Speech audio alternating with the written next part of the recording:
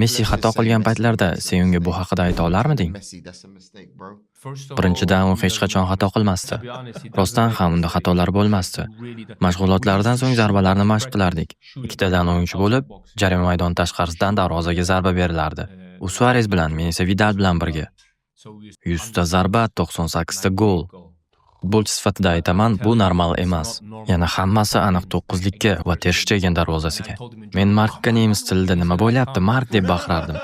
U esa hech narsa qila olmayman, bu imkonsiz derdi. Messi har doim ideal yuqori burchakka zarba berardi. U adashgan paytlari biz uni betob isitmasi bor deb o'ylardik. Undan hamma hol-ahvol so'rashni boshlashardi. U hech qachon adashmagan. Bunga ishonib bo'lmaydi. Suarez bilan birga ham uning darajasida farq kattami? Juda katta. Qolganlar noto'g'ri tepshardi, adashardi. Messi esa yo'q, hech qachon. U gol ura olmagan 2-3 ta zarbada darvozabon dahshatli seyf qilgan bo'lardi. Messi adashmaydi. Ibrani bu shkala bo'yicha qanday baholaysan?